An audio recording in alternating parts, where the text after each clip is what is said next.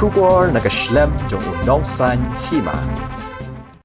Kaseng Voice of the People Party minta kasi kahenriu terik uyayong arhajar arpulai, kelalit bania kendu iu menteri rangba ke jelau Conrad ke sangma, banlit rak ke Shithi ha ke bayai ke roster system bat ke bahak thungkam thungjam hapo ke jela. Nah kaliang General Secretary ke BPP Dr. Ricky AJ Singkon habakran bikilat patai kubor hadian baladapan IT ke Shithi syau menteri rangba, ulang ba kaseng kala kerpat iu menteri rangba bon Pynlong ke Dorbar ke Kyrpang, bania tai halor kamat ke bayai bat ke bahak thungkam thungjam kabadai kamat ka bakong santam hapo ke jela. Kaseng ning bau General Secretary kalau ong ba kadang up ya ke jubab na menteri rangba alor ke jing Pynlong ya ke Dorbar Kyrpang bat kaseng ke kermen ba ka sorkar kan shim ya karai kabadai.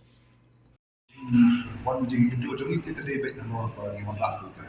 Shithi about the spokesperson juga untuk party bakung party asyik ka karai ka jinglang joni bagi was your chief minister government convene a special session kenapa kini apa dia keren halor ketika reservation ke job reservation policy dia patang kita di parti di gaji Shithi ne kepada nak tai banyak keren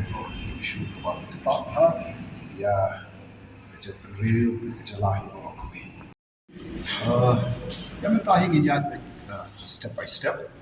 jadi the first step kabagi le pagi ang kecil start dengan sarkar bah kan shim kara kepada pihak ke bagari ne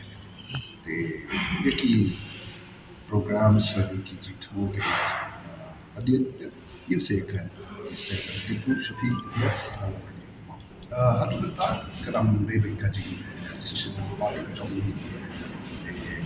ini kita ki pemilihan keren berkini insek pada